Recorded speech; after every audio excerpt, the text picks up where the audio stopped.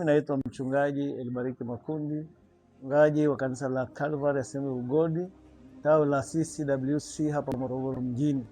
Naomba nichukue nafasi ya kipekee sana kuwatakia wiki njema yenye mafanikio na baraka tele.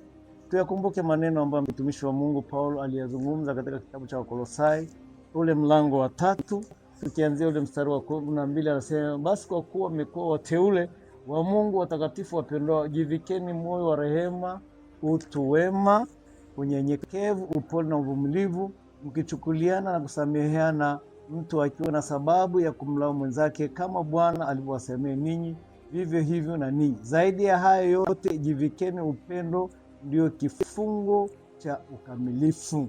Bwana Yesu asifiwe. Naomba wiki hili tembee katika andiko hili, utaona utimilifu wa Mungu katika maisha yetu. Wiki hili likapate kuwa ni wiki la baraka sana katika kila mtu, chochote anachokifanya, katika biashara yako, kazini mwako, wewe hospitalini kuwahudumia watu mbalimbali, haijalishi wewe ni nesi, haijalishi wewe ni daktari, haijalishi uko mahali fulani ukiwafundisha wanafunzi, na kutakia neema ya Mungu na upendeleo wa Mungu katika maisha yako. Ukisimama katika utimilifu huo wa upendo ambao Yesu Kristo amezungumza, utashangaa, utamhudumia kila mtu katika upendo huu, na lazima Mungu atakupa thawabu yako.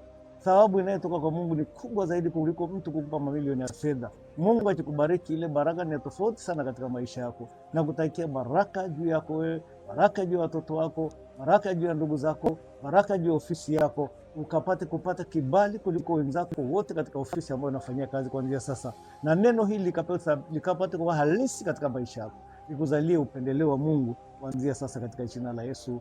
Amen.